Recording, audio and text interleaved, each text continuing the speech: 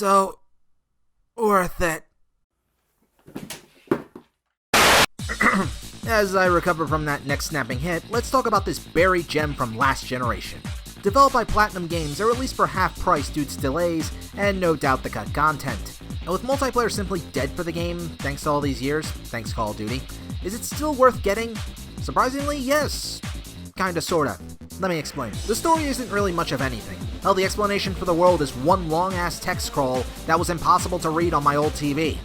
You want an explanation for how this world turned to shit with giant robots and mutants? Here you go. Nanomachines, son! See, I'm not too far off. It even says it. At any rate, you play as one of two protagonists. Jack Kamen, a chaser/bounty hunter, or Leo, a sweeper/special forces cop or something like that. You end up playing as both of them regardless of who you first choose, and it only really determines who you get to control in the last few fights of the game, and a slight cutscene change when they confront the man they are hunting for, Max. Really, the plot can be a bit all over the place with tone and the overall direction. Some characters you can play as outside of the story sometimes appear for no real reason other than to fight your characters for vague reasons. Whatever the themes it tries to tackle, you are most likely not going to care about. The game cares about action, much like any comic in the 90s. Hell, some characters grit their teeth and have over-exaggerated muscles.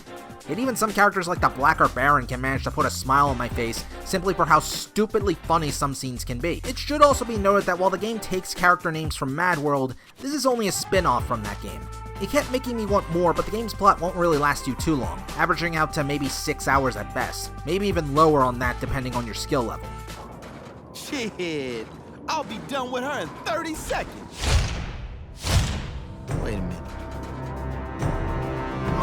The gameplay is simple enough to understand. It's a third-person beat-em-up, though you can experiment with different ways to pull off different combos, like faking your opponent out. Some characters even have access to a super move that can instantly trap foes to deal massive amounts of damage, and with a sweet animation to boot. There are different minigame sections as well, though your mileage may vary. Some can be fun, others can be a pain in the ass, you get the drill. Honestly, you could have stripped some of these away and the focus on the game's combat would be much better.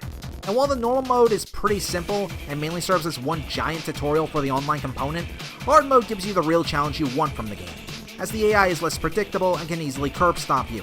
Areas in each stage, while small, can be explored and even have some collectibles in the form of music and artwork. The music is especially interesting, as while it is mostly rap music, it works out fine given the overall pacing of each fight. That being said, you also need to beat the story to use every character in the game. And Bayonetta needs to be bought. DLC strikes again. And while you can't play multiplayer, not even split screen, for some bizarre reason, you can still go into the simulator to play against the AI. And the AI is something. Really, the difficulty comes from the modes rather than the enemies, like in survival and trying to beat it within the time limit. But the variation and much fun will still be had, especially without online being as glitchy as it was the last time I played. Plus, where else can you fight something as awesome as Sentai Gargoyle robots? The final verdict for Anarchy Reigns is... check it out. You might be pleasantly surprised at how fun the game can be. And now it's making me sad that this game never really took off. Such potential left to collect dust. I'm the smartest moron, and, well, at least we got a new TMNT game to look forward to at least. We're done here, Baron. Done? This motherfucker's not even medium rare. Thanks for tuning in for another quick review. The semester is halfway done, so things are looking up. If my dogs weren't annoyingly loud every other minute. Anyway, if you're interested, there's a full review of Senran Kagura Shinobi Versus on your left. Basically a game full of fan service that has a surprisingly good story. No, I'm not making that up. Stop laughing. Or you can check out a new Saviors of the Tale featuring Eddie Riggs of Brutal Legend. As always, be sure to like and subscribe, and share and comment. Until the next review.